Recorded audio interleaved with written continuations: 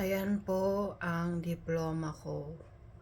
Ipinakikilala ng diplomang ito na lupon ng mga katiwala ng Kolehiyo ng San Jose sa tagubili ng mga guro sa institusyon ng agham pangkalusugan at sa kapangyarihan kaloob ng komisyon sa lalong mataas na edukasyon ay naggawad ng titulong bachelier sa agham ng nursing kay Donna Judith M. Geronimo, na ang karapatan sa pagtatapos ay pinagtibay ng komisyon sa lalong mataas na edukasyon at maaaring gumamit ng mga karapatan at pribilehiyong naukol sa tinuring na titulo.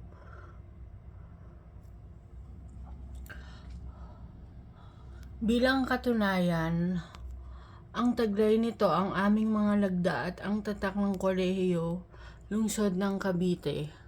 Ngayong ika-21 ng Marso 2012,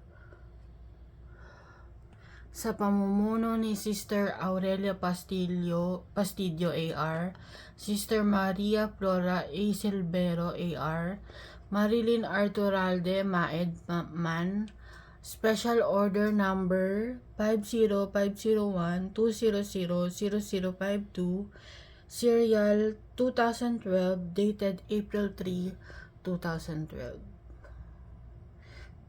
Sa pamumuno ng Republika ng Pilipinas, sa ilalim ng Komisyon sa Lalong Mataas na Edukasyon.